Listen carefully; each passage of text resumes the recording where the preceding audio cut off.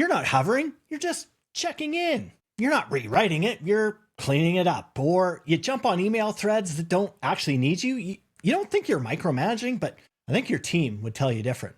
My name's Daryl Black. I've spent 35 years and counting leading in emergency management, things like the wildfires, floods, pandemics, tornadoes, mass evacuations, teams of like 500 built in 14 days, all remotely.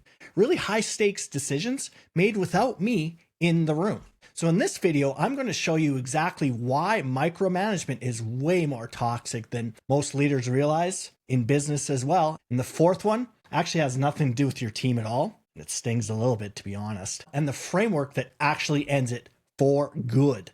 And you can start changing how your team operates like this week. And I'm going to share something at the end that most people skip. And it's the thing that actually makes the biggest difference between a team that's slightly better and a team that genuinely doesn't need you in the room. Because after all, that's ultimately what right looks like for us as leaders of leaders. So stick around. That's the part I really want to get to.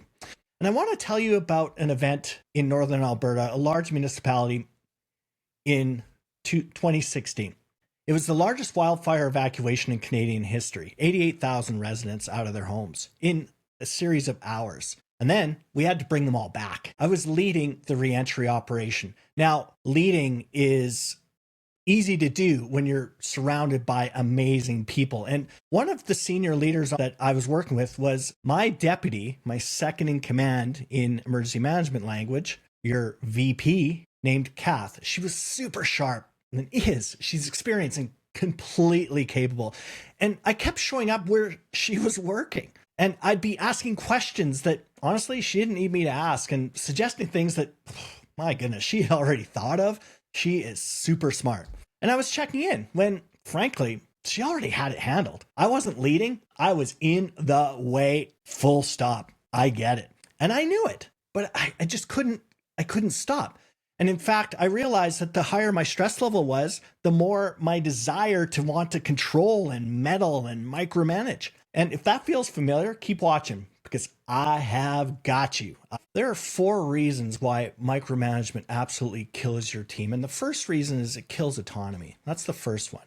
And autonomy is actually your team's biggest work satisfier. The stats are resoundingly clear. So think about the best job you've ever had. The one where you actually wanted to show up on Monday. What made it great? I bet somewhere in your answer is this word, freedom. Freedom to do your job your way. Freedom to make calls. Freedom to figure out without someone breaking everything down or breathing down your neck. That's autonomy, and it is one of the most powerful drivers of satisfaction and performance at work. And autonomy actually isn't a perk, it's fuel. And when you micromanage, you don't just reduce it, you obliterate. You're not coaching, you're not mentoring, you are actively, systematically removing the one thing that makes people want to come to work and do great things for you. And selfishly, we'll get into another reason a little bit later, but man, this is something we need to stop. And I realized that early in my career, I had a team of great, capable people, both in business and search and rescue, volunteer SAR, and I was all over them, reviewing their work, adjusting their plans, jumping in before they even had a chance to take a swing at something themselves. I actually thought I was adding value. Like, heck, I got the experience, I'm smart, I want to help them, I want to be supportive, so there was no malicious intent behind it. But what I was actually telling them every single day, every time I wanted to be looped in, or every time I just double checked on something, I don't think you can handle this. And you know what happened? They stopped trying to prove me wrong. Every time they made a decision, I revised it or I reversed it. So they stopped deciding. They started to wait. And I turned a team of incredibly capable professionals into a room full of people who needed to be told what to do. Not because they wanted that, because that's what they expected to happen. So I accidentally trained my team to stop making the decisions. That was on me. And that's a real quote.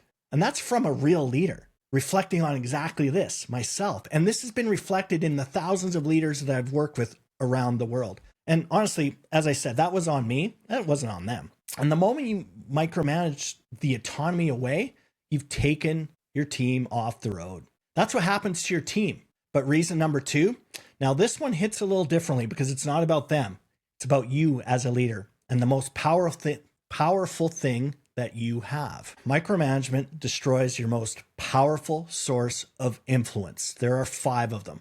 So here's something that most leadership programs and consultants never teach you clearly. As a leader, you have those 5 sources, and they exist on a spectrum, weakest to strongest. At the bottom is position influence. So essentially, I have influence because of my title.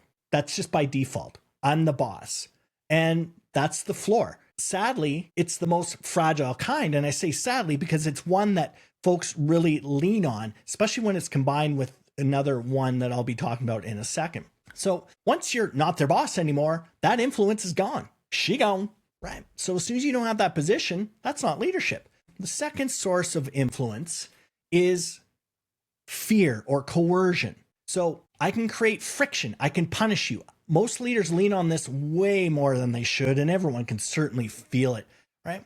So if you're always using fear, eventually what people do is the bare freaking minimum. Totally get it. Totally get it. The third influence is reward. So I have influence over you because I can reward you. Maybe that's compensation. I can recognize you for awards. I can give you accolades, but there's absolutely a ceiling. The fourth influence, this is where we're getting into the good stuff. You actually know your shit. You bring something beyond just your title, and this is real. But the top of the stack, the most powerful, and this is the place that we want to live as leaders, it's the most durable, but it's also very difficult or very easy to lose, and it's rare. It's respect influence. That's what happens when someone on your team thinks, hey, I want to follow that person, not because I have to, not because I'm compensated to, but I genuinely respect them. And you know where that respect comes from? You gave it to them first. Yeah, you gave it to them first. And this is something I do all the time. If I'm on scene or in an incident command post or emergency operations center, or if I'm in a boardroom leading enterprise transformation, physically, I will actually step back. I will put a hand in my pocket, or at the very least, have a cup of coffee in my hand. And that just is a physical cue for me not to meddle. When you hover, when you check and you recheck and you second guess and you override because you're detail oriented, what you're actually communicating is, I don't think you're capable. I know that that's not what you mean necessarily, but that's the subconscious happening there. You're a perfectionist, you're hands-on, you're all the things. Yeah, it has a real effect on the folks that you are trying to influence, the folks you are trying to lead. But that's the message that's landing. And here's the brutal part.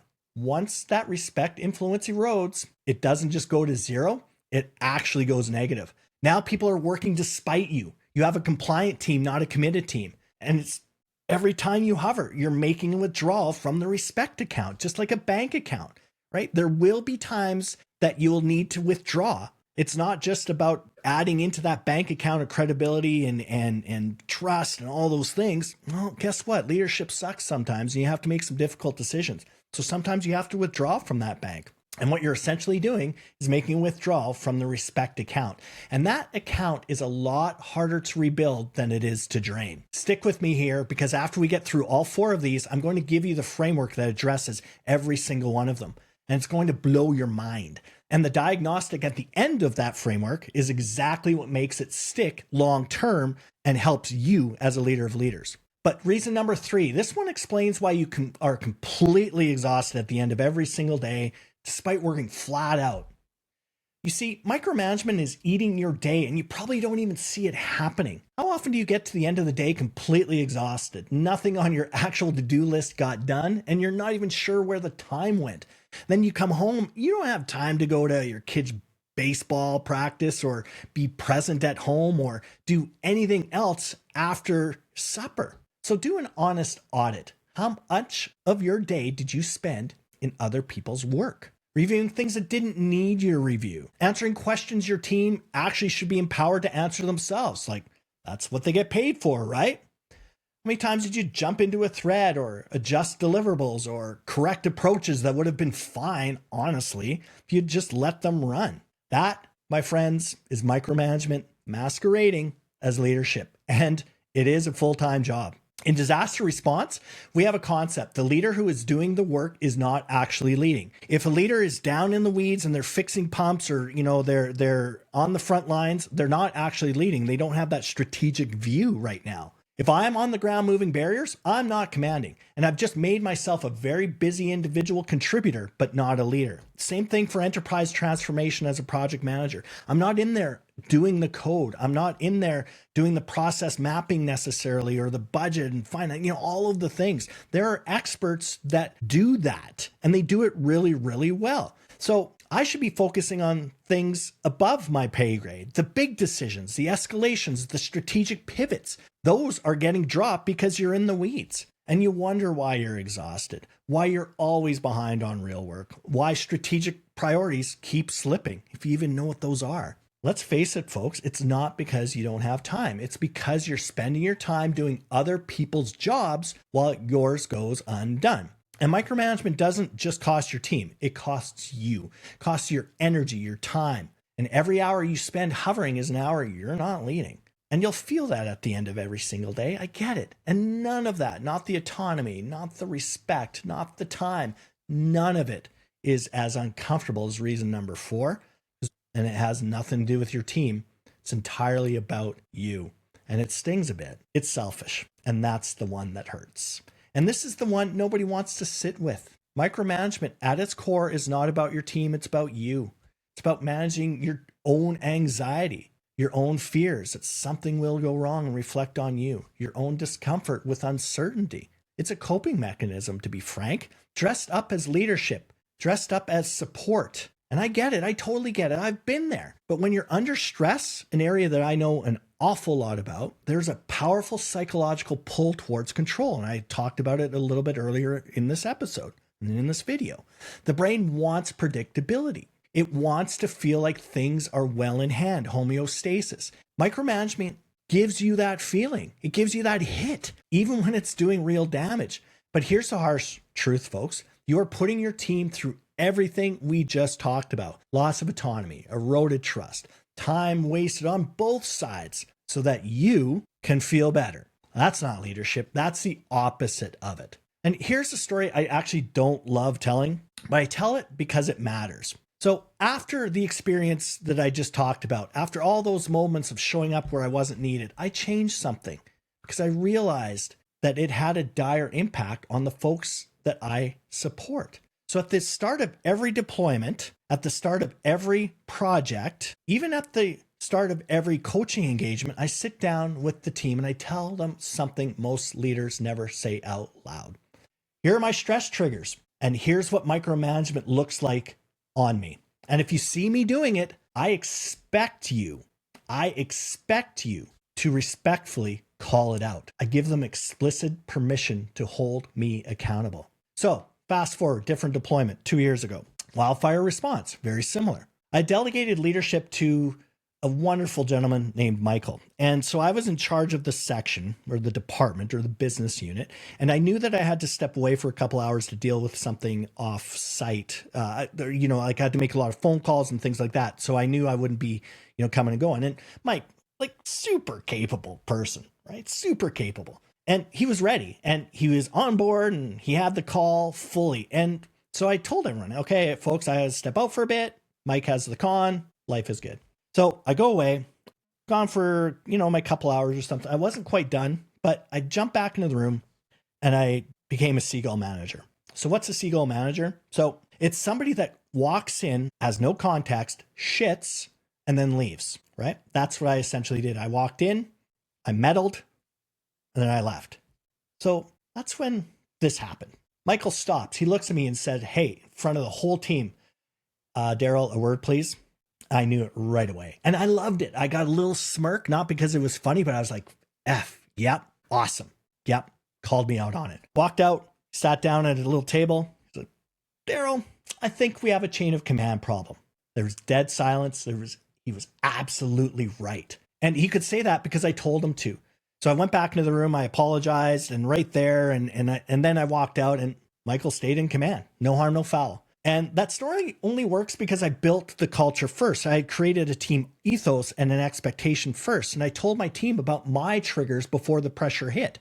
I gave them permission and that expectation. Most leaders never do that, insecurity or who knows, whatever the rationale is. And they wait until something breaks. And the moment you catch yourself micromanaging, ask one question. Am I doing this for me? or is it for them? Most of the time, if you're honest, you know the answer. And that earlier experience taught me that the hard way. And how did I come to that conclusion? Well, talking about Kath, the reentry piece, stakes don't get higher than that. So she was helping run a flawless operation. I kept showing up where she was, asking questions, offering suggestions, not because she needed me by any stretch, because I was anxious. And then one day, Kath pulled me aside. She looked at me, she said, "You know what, Daryl? It's okay. We got this. We got this." And that became our code phrase. And that's the one I often use when I am leading transformations or whatever that looks like. So it's our way of saying respectfully, get out of here. We got this. Like 4 words. And I knew the higher the stakes, the higher the stress, and the less I should be meddling, right? I don't have full context. I don't have the details. I don't have all the things that the person doing the actual work has. And honestly, Kat didn't need me hovering. She needed me to trust the system that we had built and trust the person that I put in charge, her. So I walked out, I went, and I had a cookie. And because that is what leadership looks like at scale, right? It's about being mission driven and putting the folks first, supporting and not commanding, which is an order to chaos principle. So you build the system, you put the right people in it, and then you trust them to run it. And then you get the hell out of the way. So the next question is obviously, this is all great, Daryl, but how do you build that system? Well, this, folks, is where we're at now. So what does it actually look like on the ground? And it's called the Order to Chaos 131 framework. I've used this in emergency operations, that enterprise transformation, pandemic operations, corporate teams, healthcare, nonprofits. It works, and it works fast. So here's what it is. When a team member comes to you with a problem, right? We've all been there. They come up to you and are like, "Hey, you need to fix this." Or, "This is a big problem." It's essentially handing you a bag of flaming dog shit and hoping that you're going to have an answer, right? Because you're the boss. They expect that. Well, we're going to tweak that a little bit because we don't have time for that. We don't have the cognitive energy, and we want to teach what right looks like. So this is what happens. And they don't just bring you the problem anymore. They bring you 3 things. One problem, clearly defined, specific, not things are messy.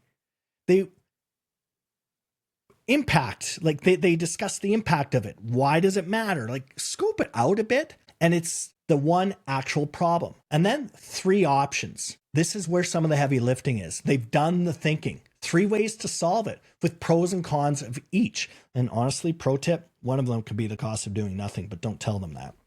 This is now starting to build that decision-making, that problem-solving muscle, and the expectation that you're not there to solve all their problems. And you're actually giving them the autonomy and the respect to come up with some options.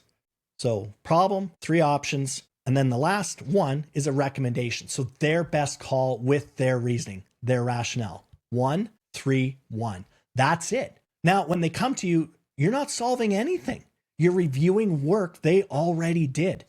And you just have to ask yourself, do you agree with the recommendation? And this is where your expertise lies too. You can tweak it, you can improve it. This is also where your control lives, right? If you don't like the recommendation, you don't have to approve it, or you can adjust it. So if you say yes, they go execute and then you support them. Done. But if no, you give them the context to redirect, not a takeover, folks, a redirect. Now that's delegation with structure. That's how you stop being the bottleneck. And don't worry if your team has never worked this way before. It's learnable. And in fact, if you're interested in it, I do have a free guide with that framework available to you. But here's what I really want you to hear. And this is the pro tip. They stop there, and that is a mistake, right? Dan Martell talks about the 131 a lot and has for a very, very long time. And the one part that we always miss is, what is the root cause, right? We're trying to actually empower people, give them autonomy, but selfishly, we want to free up our own time, our own decisional space, our own cognitive load, so we can focus on the big picture, right? So there's a pattern that shows up after a few weeks. And if you don't know how to read it, the same problems will keep landing on your desk. So here's the Jedi pro tip. It's the authority comfort diagnostic. So when you start running the Order to Chaos 131, you'll notice something. Some team members take it right away. They love it. They're like, yeah, on it. sharp problems, solid options, clear recommendations. Others, honestly, still escalating. So here's some soup in your hands and you need to make something of it. Not my problem. You get paid more than me, all those things. So they still default to that and they're still stuck and it's still on you. And so most leaders look at that and say, oh, man, they need more coaching, more reps. That's not always wrong, but it might not be the right fix.